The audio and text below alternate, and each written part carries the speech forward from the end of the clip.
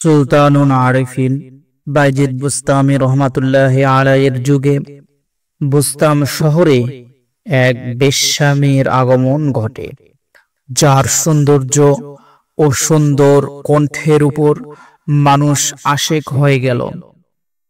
মসজিদ ও খানকাসমূহ শূন্য হয়ে গেল। শুধু বেশ্যার ঘরে তামাশাবাজদের সব সময় মেলা লেগে থাকত। কোন এক ব্যক্তি সুলতানুন আরিফিনের বরকতময় খেদমতে উপস্থিত হয়ে আরজ করল, হুজুর, আপনার যুগে আপনার শহরে এমন পাপাচার, এটা মেনে নেওয়া যায় না। হুজুর বললেন, কি ব্যাপার? ওই ব্যক্তি সমস্ত ঘটনা আরজ করলে বাইজিদ বুস্তামি রহমাতুল্লাহি আলাইহি বললেন, আমাকে ওই বেশ্যার ঠিকানা বলো। তিনি নামাজের মুসল্লা ও বদনা নিয়ে সেই বেশ্যার ঘরের নিকট পৌঁছে গেলেন।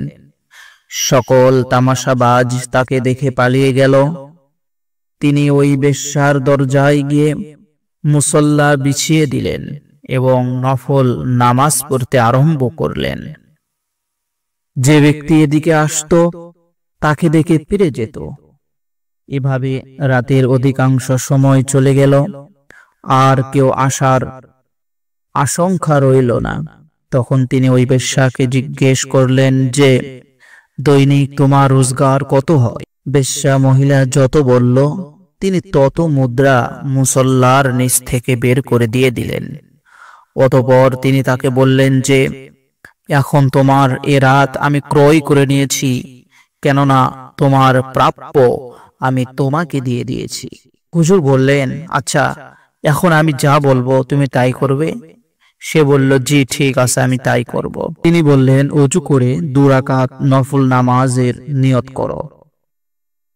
তাকে নামাজে দাঁড় করিয়ে দিলেন। যখন তার মস্তক সিজদায় অবনত হলো আর সুলতানুন আরিফিন এ মোবারক হাত দোয়ার জন্য উত্তোলন করলেন, তিনি আল্লাহ তাআলার দরবারে আরজ করলেন, হে মাওলা, আপনি শক্তিবান, আমি দুর্বল, আপনি প্রতিপালক, আমি গোলাম।